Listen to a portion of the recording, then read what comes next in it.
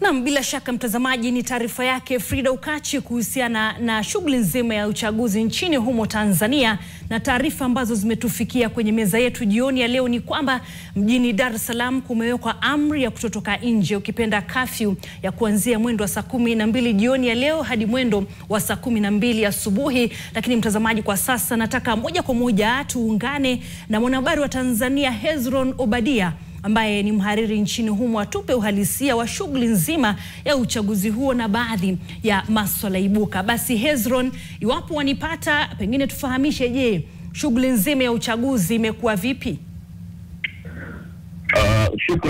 Shukran sana Wakesho kutoka huko Nairobi, Kenya, na wapata kwa njia iliyo safi kabisa. Ni kweli kabisa, hali ni salamu na maeneo mengi Tanzania.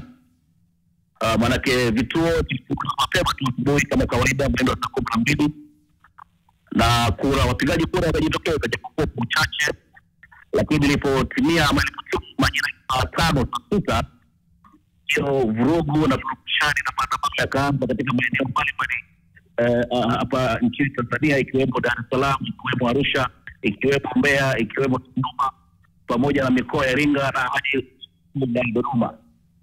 Kwa hivyo Rais wa Jamhuri ya Muungano wa Tanzania ambaye anawania nchi kwa muhula wake wa pili amepiga kura mapema leo katika kituo cha Chamwino jijini Dodoma, lakini kwa sasa yuko chini Zanzibar,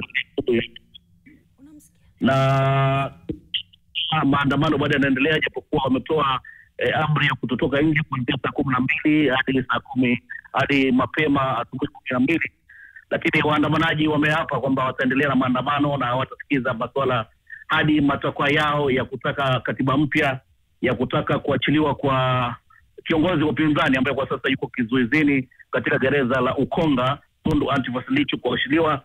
Naibu wake John Heche wanadai pia anafaa kuachiliwa, ambaye kwa sasa anazuiliwa katika gereza la Dodoma, pamoja na balozi au Polepole ambaye hajulikani katika eneo gani, lakini anaaminika kutekwa na maafisa wa kijasusi kutoka kwa jeshi la polisi hapa nchini Tanzania.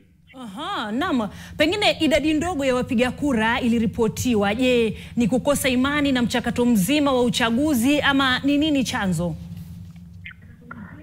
Chanzo ni madai hayo kwamba kumekuwa na malalamishi kutoka kwa muda mrefu, ambayo pengine kwa maoni yetu sisi kama wanahabari, serikali imekuwa ikipuuza ama ikiona kwamba ni jambo la kawaida.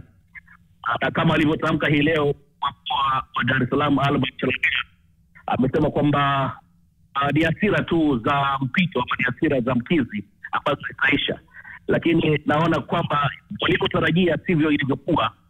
Ukiangalia kwamba wananchi wamejaribu, wamezidi maafisa wa polisi, na hata jeshi lilipokuwa limejitokeza linaonekana kutokuingilia.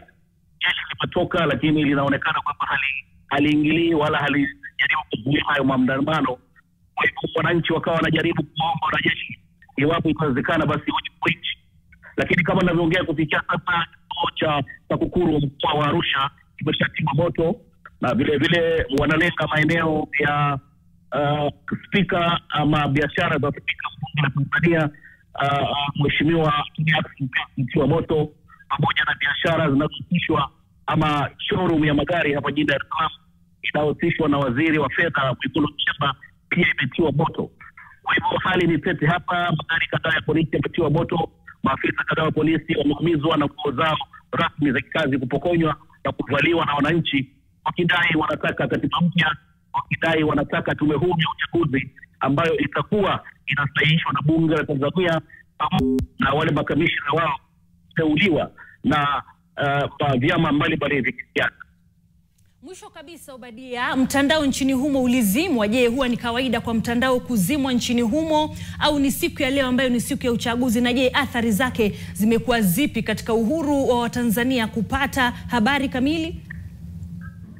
Sio kawaida, haijawahi fanyika hapa Tanzania, lakini imefanyika. Na kama unavyojua hapa Tanzania vyombo vya habari kama mainstream media kulingana na sheria ni kwamba wamezuiliwa kuonyesha maandamano, wanawa sana kuonyesha maandamano hizi online, lakini sisi wa mainstream ya kiwango fulani inaweza kuzuiliwa na Communications Authority hapa inaitwa CCRA, ambapo kwa mantiki hiyo ni kwamba kuzimwa kwa mtandao inaweza kuongeza hamaki zaidi kwa wale wanamaji wanaojiita JSP, na wamesema sasa wanaelekea katika makao makuu ya tume ya mawasiliano hapa nchini Tanzania waweze kuchoma moto jumba hilo, manake wamesema haliwasaidii.